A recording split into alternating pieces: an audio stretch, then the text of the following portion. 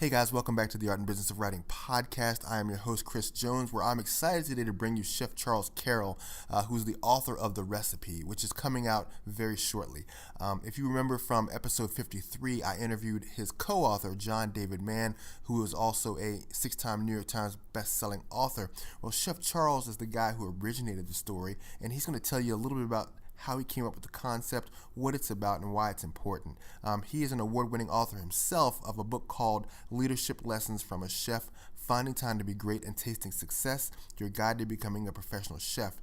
Chef Charles Carroll is currently the executive chef at River Oaks Country Club in Houston, Texas. River Oaks is the number 4 rated country club in the entire U.S. He's got just an extensive background in the culinary arts. He's also a member of the Team USA Olympic team. He's an Olympic chef, and he's going to talk about that too. Just so many cool things. So definitely take some notes. He's dropping a lot of knowledge in this episode. You're really going to enjoy it. Take notes. You're going to learn a lot from him. You're going to learn a lot about just dreaming, about goal setting, about planning, and about patience as a writer. So sit back, relax, enjoy the ride, and without further ado, here is my interview with Chef Charles Carroll. Chef Charles, thank you for joining me today on the Art and Business of Writing podcast. So can you dive into your bio a little bit more? Sure, Chris, and thanks for having me. We've been pretty busy over the last few years, but I kind of grew up in a country inn and in Vermont. My dad was a chef, my brother was a chef, and anybody out there that owns their own business understands that when you're in a family business, you work 8 days a week, and in the 2nd and 3rd grade, you're shoveling sidewalks and stocking fireplaces and bars and running food around the building. So that was kind of how I grew up, and then I went to the Balsams Grand Resort Hotel. It was a 3-star resort, and that's kind of where I cut my teeth a little bit. Went to the Culinary Institute of America, and then went back to the Balsams. And I was there for quite a while as a chef, and Oak Hill Country Club in Rochester, New York, and now down here in Houston the last 17 years. So along the way, I've competed on a few Olympic teams and went to Afghanistan and done a bunch of fun stuff and been blessed. Wow, that's amazing. So how are things in Houston these days? I know we had Harvey a little bit ago. Like how did that affect everything that you're into right now? How is things down there? Yeah, well, you're right, and it's about as emotional as you see on TV.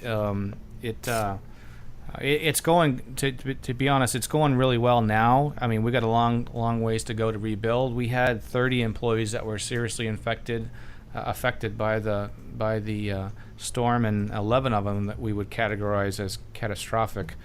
So we were working hard on getting them back on their feet. The club is okay. The golf course is going to be damaged probably till 3 or 4 holes until next April probably. But in the long scheme of things, we're pretty fortunate the way things worked out. So we're just trying to help our people get back on their feet, and actually the clubs around us as well. Wow, man, it's amazing. But it was great to see everybody pull together, to help one another, to make sure that people were safe and warm and clothed. So I mean, just kudos to Houston, man, for just showing a lot of human spirit. Yeah, it was it was really emotional. I mean, we didn't have water damage. Well, we had some leaks at our house, but we didn't get flooded, but we were flooded in. We couldn't get out, and there's nobody could get in. So that was probably the hardest part, is when during the heart of the storm, we had friends that were getting affected, and we couldn't do anything about it. So, but yeah, everybody's pulling together. We were doing family meals for all our people for about a week. We were sending 100 meals out every day for the first week for the first responders, and yeah, it's pretty special. It's wow. Everybody helping each other. Now, you said you were an Olympic chef. Now, tell us exactly what an Olympic chef is and how you become one. Well, my dad's a culinary instructor. He was back in the day, and he showed an Olympic video of these chefs competing. And the World Culinary Olympics is held in Germany every 4 years, and it can be related to the Sports Olympics. It's a lot of work. It's a lot of training. So when I say when I say can be compared to, you're working 60 or 70 hours in your real job, and then you're working another 20 or 30 hours on your competition production and food and studying and that kind of thing. And so you compete regionally and nationally, and then you work your way. You try to get yourself onto an Olympic team, and then basically you travel and you compete all over the world and get ready for the big show, which is in Germany every 4 years. So it's a lot of work. I've been a part of 8 different teams, and it's been a big part of my life as far as who I am and how I cook and how I build teams. It's a great, it's an amazing amount of life lessons. It's really awesome. Yeah, I had not heard of the Culinary Olympics until I, got in your bio and I talked to John, and I was like, man, this is amazing. Like, so what comprises a team of culinarians for the Olympics? Do you guys is it like baking and cooking, and like what are some of the different, I guess, culinarians that go into creating a team? Sure. Yeah. Well, there's usually on the national team. And national team, I mean, is the number one team that represents the United States. There's a lot of individuals that compete, or regional teams, but the one that competes on the national level, which means you go against all the other countries, is made up of 5 team chefs and a manager. And there's usually four team chefs or 4 savory chefs and then 1 pastry chef. And you compete in a cold food category, which is usually kind of a buffet kind of style presentations, but it's food like you can't even imagine. It looks like it's magazine, picturesque, amazing, modern, cutting edge, beautiful looking. If you Google Culinary Olympics or competition food, you can see some pretty amazing pictures. And then we have the hot food competition, which is real live restaurant situation, and usually feed around 100 people, a 3 or 4 course meal in a 4-hour time period from scratch, and that's pretty intense competition. Wow, I can't even imagine. But it sounds like a lot of fun, but it sounds like a lot of pressure too. Yeah, it is. The benefit. I'm tenfold the chef than I would have been if I hadn't competed, and it's a grind. It's a major league grind, and it has an effect on you and your work, possibly your family. I mean, it's a lot of hours. It's like anything, Chris, that you strive to be or want to be great at. You have to put time into it, but probably the beauty behind the whole thing is the camaraderie and the friendships that when you go through battle and you achieve something together as a team.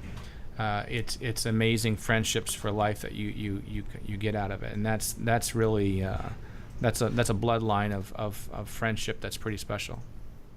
No, that's really cool. But I like that you talked about how it made you tenfold the chef. I think competition definitely makes us better. And I want to roll into the whole idea of the book. The recipe. Like, why did you decide that you wanted to write a book? Well, this is my 3rd book, actually. I have 2 other books. So, Leadership Lessons from a Chef: Finding Time to Be Great, and that was written on how to build teams, and that was a whole story on how that was my first one, and that one, and then Tasting Success: Your Guide to Becoming a Chef. Both of those books are being used in over 40 hospitality schools around the country and parts of the world, actually, as well, And so then the 3rd book I actually started 7 years ago, and I wanted to have fun. I wanted to dream. I wanted to tell a story. I want to touch people's hearts and make a difference in how they think, and inspire them that way. And so I did that and kind of just poured from the heart. And then, it's a great story with John. John David Mann is one of the most talented writers in the country today. He's a 7-time national best-selling author, and so I'm really blessed to be with him. And so I read one of his books, and I happened to see him drinking a cup of coffee at my dining room table one morning on a Sunday, and I saw him on Facebook, and I just pinged him and said, "Hey, I love your book," and he responded. He answered back. And so I pinged again, and the next thing I know, I sent him my 2 books, and I said, "Hey, by the way, I have this idea. Would you take a look at it?" And he said, "Sure." And so I sent him the book, and that's an amazing story to all your listeners out there, Chris. I mean, my whole life is made of stuff like that. willing to jump off the cliff and do whatever it takes to be successful, to not be afraid to make that jump, to reach out or network. And then, I've been blessed to accomplish so many crazy things in my life, but it's been by busting your tail and jumping. So that was the start of it. And once I got John on board, I had to, it took us 7 years to match and line up our schedules. And but I didn't want to. He was definitely the guy to partner with on this because he's the best. And so I waited, and here we are, and it comes out just in a couple of weeks. So we're pretty excited. That's a great testimony of patience, though. Just finding the guy that you wanted specifically, and then being willing to wait until your schedules align to put the book out. Because I know writing books, we can get a little antsy and like, I got to get this book out. I want it to be out. I want the market to have it. But I love how you talked about waiting for John. Like, did you ever have anxious moments like, man, should I just do this now or should I wait? Did you ever have those or struggle with that? Oh yeah. Because I had other people that were interested in the project, and I wrote this, interesting enough, Chris, that I wanted to, from day one, I wanted to become a movie, and like I said before, I'm a big dreamer, and so I had another guy that wanted to do it, and he would have done a fantastic job too. But he's not John Mann, and so there was a time I think after maybe year 5.5 or 6, I said, John, I think I might have to move on, just because I was getting a little antsy, and John believed in the project so much. I mean, he had a lot of big things on his plate, and he said, okay, we're gonna do this, and I said, okay, I'll wait then, because as long as you know in your heart we're gonna do it, I'll wait, because that was the right decision. And to be honest, Chris, we have. It's in front of 4 different producers, but we have one producer that is genuinely 100% interested in this project as becoming a movie, and I feel as good about this as anything I've ever felt. So just because of the relationship I've been able to kindle over the last few weeks, so we're really excited. This is a good time for us. No, that's fantastic. And I want you to unpack that for us a little bit. Just the whole mindset of taking something that you believe in, like your book, and starting with the end, the end game of it. I want it to be a movie, and then watching it manifest into that. Can you talk about like your mental process in doing that? Because I think a lot of authors, I think we want those sort of things, but we're not sure how to go about it. But it seems like from where you stand, it was something that you believed in, and you really pushed your book to becoming. Can you talk about that? Sure. You know what, Chris? That's the power of networking. Never take yourself for granted, or any of your friends or your network for granted. I mean, I could tell you 100 stories on this. When I was trying to get my first book published, I sent it to a total of 70 different publishers. Over a period of 6 or 8 weeks, and I was so frustrated, and I was telling a buddy of mine, this really sucks, and he says, Charles, why don't you just talk to the authors you know? I said, I don't know any authors. He said, sure you do, think about it. And he named off 4 or 5, and I said, oh my gosh, I can't believe I wasn't even thinking that way. You're thinking one-dimensional, waiting to get somebody else to publish a book for you. And so that was a lesson, and I reached out to them, and they said sure. So and that story gets more amazing as it goes, but I actually would end up giving a presentation at the American Culinary Federation, and there were 3 publishers in the audience, and the audience was packed, and it just happened to be one of my best presentations ever. And they saw each other in the audience, and they said, well, we better sign this guy, because that's what everybody's here for. And it was all kind of a fluke, but that's how it started. And just yesterday, I'm working on a project with my daughter, and it's a kid's book, and she's a first grade teacher. And so I reached out to LinkedIn and Facebook. Does anybody know a children's author or a publisher, a children's publisher? And I got a total of 14 responses of connections. And within, I posted that first thing in the morning, and I got the answers by lunchtime. And I made contact already, I think, with 3 of them. That's the power of I honestly believe, Chris, that we all have this thing inside us that we're supposed to find. And it's our obligation to find it. A lot of people never find it. A lot of people are scared to find it. A lot of people know what it is, but they're just scared to make that jump. They allow their job to get in the way of their dreams or or their responsibilities, their families. I get it. I'm right there with you. But I know, as sure as I'm sitting here today, that if you just keep pushing and pushing and pushing, you can make things happen. And so that's how this book deal, and I've been telling people, and this is another thing too.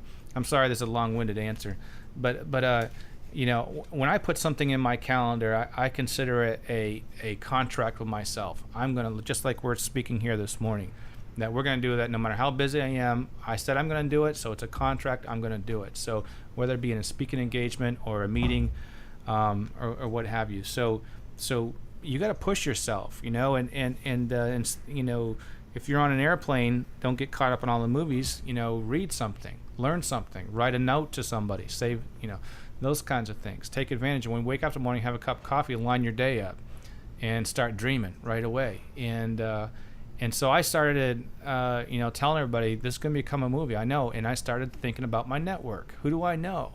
And then once you start talking to one person, you learn something else, and you learned about another person. Then you get an introduction. And that's why the book is currently in front of 4 producers right now. And the most amazing thing, the one that, well, I guess I can't tell you any more about it right now, but it's amazing how it's so connected. That's why I feel so good about it. Hopefully I'll come back on your show. I tell you what, when we sign the deal, I'll come back on your show and I'll tell you all about it. Oh no, yeah, well, I'll definitely have you back. Once you ink the deal, you send me an email and I'll have you right back on. Yeah, it's pretty cool. I mean, I just believe in that so much, Yeah, no, it's a fantastic story, and I think it's a great testament to dreaming and really believing in your work, that your work is special, that your work has a place, where you want it to have a place. Mm-hmm. So I love that you shared it. No, it wasn't long-winded at all. I felt like it was just a great education for authors who do great work and really deserve to see more from their work if they really want it to be more. Mm-hmm. Now, tell me about the book a little bit. Like, how did the story concept originate? Well, I grew up in Vermont, and so the scene of the book is in New England, and particularly St. Johnsbury, Vermont, because that's where I grew up. I went to the St. Johnsbury Academy there. My dad was an instructor there. So the father in the book was a teacher at the local school, and the chef, the crusty old diner chef, is my dad used to own a diner, and it's described exactly in there as I remember it. So that's how that scene became there, and I've done some work with the military in Afghanistan, and so that's why the chef happens to be a retired military guy, and so the line of the story goes is that the boy Owen loses his dad at a very young age, and he's mad at the world, mad at God, and so he starts getting himself in a bunch of trouble and spiraling down, and so this diner chef, crusty old military chef, sees this, and he's a friend of his dad who just passed, and reaches out, pulls him in, and starts mentoring him. So each chapter is a life lesson, and each chapter they cook something, and that's what makes the story so beautiful, because food has so many intertwines with life, and the patience to cook, and you plant a seed, and you fertilize, and you water, and you nurture that product, that vegetable to grow, and then you wait for the right time, and then you harvest it, and then you clean it. So I mean, it's patience in its life, and having respect and for the product and respect for food, and it's just a beautiful roller coaster story. No, I like that. I love the concept because, they always say the kitchen is where the conversations happen. When people come and gather at each other's houses to hang out and do things, everyone always gravitates towards the kitchen. Yeah, that's exactly right. It's a great thing. So when I was talking to John, we had a really good laugh just about the whole concept of moving into self-publishing, because he said, he was talking to his agent. He's like, wow, this book's fantastic. Everyone's going to be beating down your doors. And then it was just, it was crickets because they couldn't figure out how to categorize it. Like for you, were you stunned that it was that the publishers just couldn't take it or wouldn't take it because they couldn't figure out what to do with the book? Yeah, a little bit, because John is so amazing and well known and so successful, and and so yeah, we had big dreams for it, but on the other hand, I'm okay with it because what, Dr. Seuss got rejected how many times? 50 times, and there's so many other famous authors out there, you know, of even The Go-Giver, which is close to a million books in sales now. I mean, that was rejected, you know, many times, and so the reason why I'm so excited about this is it's kind of like putting that thing in the calendar. Or you know, if I keep saying it over and over and over again, hey, this is going to be a bestseller. This is going to be an amazing book. This will become a movie, because I know it's going to be. But it's not going to happen by itself. It's going to be doing things like we're doing today, and me constantly pushing it. So the reason why I'm okay with it is John and I are more vested in the project, and now that this book has movie interest, we own the rights to the book. So that's a real benefit, and like I said, I've never felt more, because of this last meeting I had last week. I never felt better about anything. I really think it's going to happen now. So we're blessed that we own the book. We own the rights to it. And that's my next question. Just what were some of the lessons and takeaways from diving into self-publishing that helped you guys propel the book, or help you get the book to where you want it to be? Well, you know, John's the pro. You know, John is the pro writer. I'm the pro dreamer. You know, I had the story, and I had the story in black and white, and then John turned it into high def, widescreen, and surround sound. You know what I mean? And so John is the guy, and he's taking it on as a, you know, it's a learning curve for him too. So we all grow from this. So I'm the chef, you know, and we've done some awesome videos of us cooking that we're going to use for bonus material for anybody who purchases the book before October 17th. And so I have some different stages to be on as a speaker. I was just recently past president of the World Association of Chef Society. That's 105 countries and 10 million chefs, and traveling the world and speaking at all over the country, and kind of a leadership, inspirational pieces that I do. So I'm doing that work on that side, and John is doing the self-publishing stuff on his side, and he coaches me on where I need to be and when, you know, what to do, and so it's been fun for both of us. Yeah, and unpack that a little bit for me too. Tell me, what is it like for an author to work with a collaborator? You know, in case there are people who are listening who are considering writing books, but, you know, aren't sure about their own skill level. What's it like to work with an author collaborator? Well, you know, I'm, you know, like I keep saying, I'm blessed, but you know, John's amazing. I mean, so here's a guy who's you know, he's a book geek. You know, he's a writer geek. This is his life's job. This is what makes him jump out of bed in the morning. My job is at a country club in Houston, and working 70 hours a week and doing all these other side projects. So my advice to you would be, make sure you find somebody that is as passionate about it as you are, not someone who's doing it for the money, or whatever sidebar. They need to do it because, man, this is great. Man, they're doing it because they're now vested in the project. John loves food. And I joked that I said, John, the only reason why John agreed to this is because he knew he was going to eat well the next couple of years. But, you know, when John and I met, or, you know, through Facebook, I had a few conversations. I put a box together and put my books in it, and the manuscript, and then I put a bottle of truffle oil in there, and some dried pasta in a small recipe, and I boxed it all up and sent it off to him, you know, because he's a foodie, you know, and so when I'm describing the food, or we were writing together, you know, John would call me in the middle of the night or somewhere, 10 o'clock at night, and he'd say, hey, I'm having a hard time with this egg, because he's trying to do it just like I told him how to do it. And so that would be the lesson there, would be, make sure you get somebody who's not doing it to punch in and punch out and get a paycheck. Do it, you know, find that person, you know, if it's about the military, that knows something about military, or has a passion about history, or what, you get the idea. Right. No, that's really cool. And so in terms of like with writing together, how did you guys kind of come up with your system of writing together? Well, like I said, I had the first 8 or 9 chapters, but, you know, they were just a bunch of notes. Well, I mean, they're a chapter in my mind, but they were 80 or 90 pages. and then and so we collaborated. John came down here. We had meetings, and then we had several interviews via phone as he's lining it all up, and then he just put all the pieces back together again. So, and again, I had the background story, but John's the one that,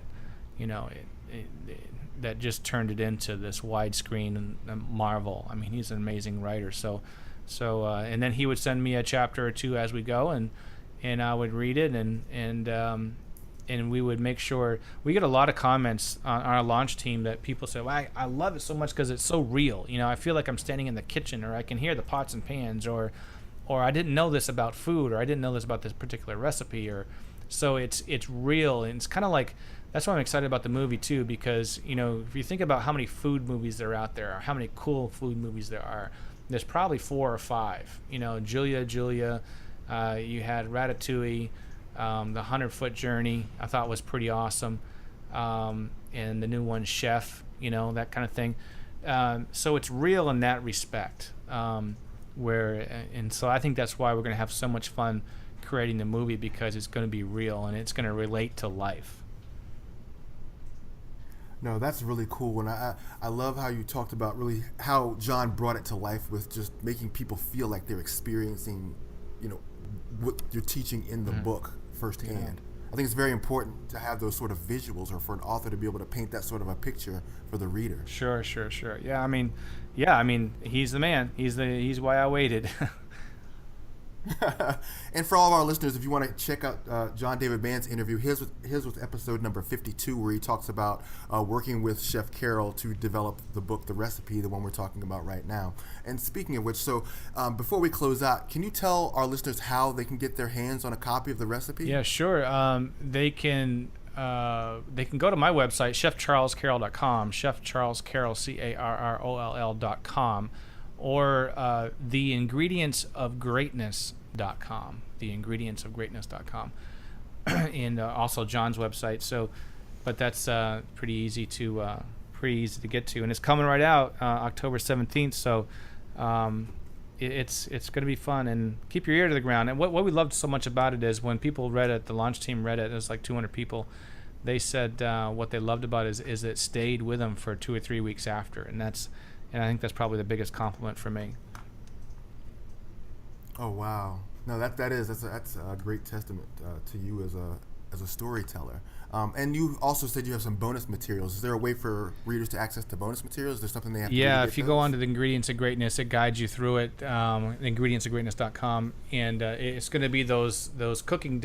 So John and I are cooking in the kitchen, and we talk about why the recipe was in the story, and we cook the dish right there, and on the video, and kind of talk you through it, but also give you the kind of the behind the curtain ideas and concepts about the story and why the recipe's there.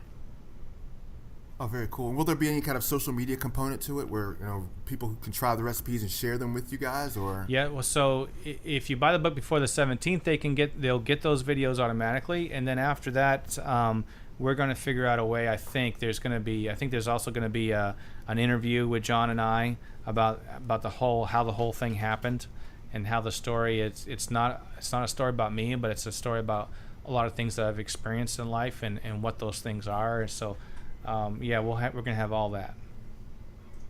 Awesome.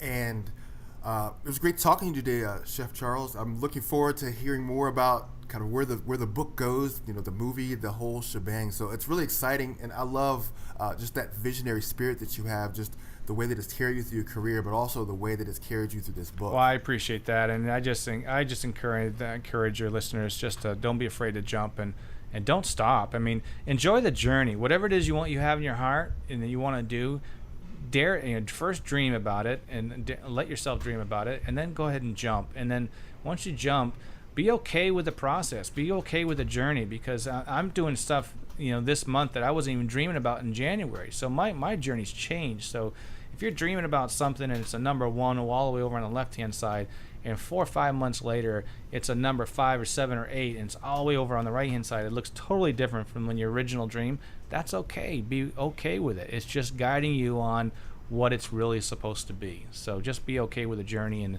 and just keep pushing. Awesome. And then one last thing I would like for you just to share with our audience before you take off is really talk the power of asking for things. Like you talked about going through your network, through LinkedIn, and just asking people questions. Can you just share why that's so important to not be afraid to ask for things you want? I mean, listen, yeah. I mean, that's why you have a network, and you got to think outside the box, because that's how I wrote the first book. That's how I got in with John Mann. I'm doing a podcast right now, and I didn't know how to do a podcast, and 2-3 months later, I have to talk to people like you. You're a very successful guy in this market. So how do you do it?